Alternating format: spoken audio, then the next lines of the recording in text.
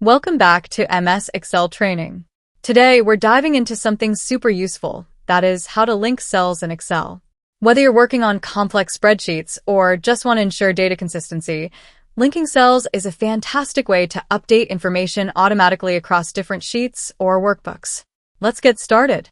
Here, we will learn 3 levels of cell linking. These are linked cells within a sheet, between sheets, and between workbooks. Let's start by linking cells within the same sheet.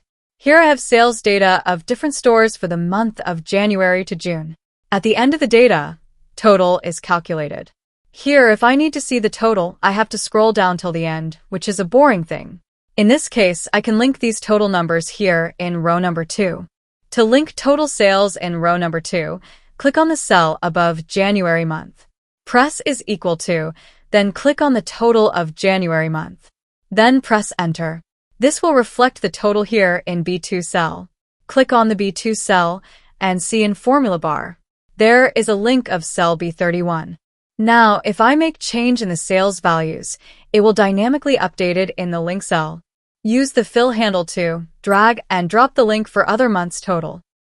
So, this is the basic example of cell linking, where we learned cell linking within same sheet. Now, let's look into another level of cell linking, which is between different sheets. Here, in this GP sheet, I have a data of cost of goods sold for every month. Requirement here is to calculate the gross profit.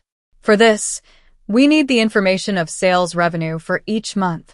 In this case, I can link the sales revenue from the another sheet to this sheet. Let's do it. Click on this E6 cell. Then press is equal to. Click on the sales data sheet and click on total sales of January month. Then press Enter. Now here you see, total is displayed because a link is created. Simply drag and drop the link for other months. Here, put sales revenue as row header. Let's calculate here gross profit by subtracting cost of goods sold from sales revenue. Let's look into third level of cell linking, which is cell linking between different workbooks. And here you will see something different with the previous two. Let me open here a new workbook, which is here in my desktop.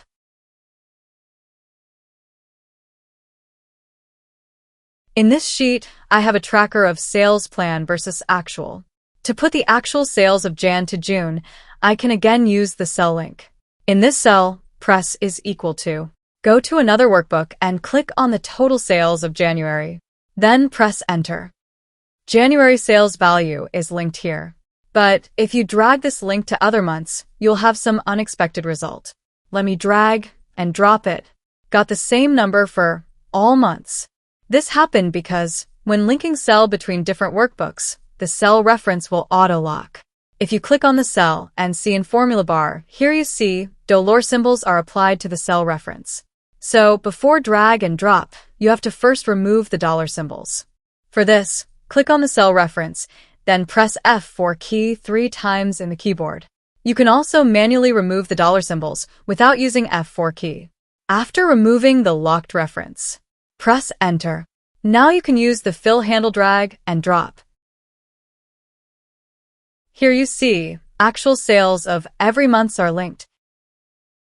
Now, when you close and reopen the workbook where there is linked to another workbook, you will get this message, which is telling you that this workbook contains link to external data source. And it is asking you to either update or don't update the link.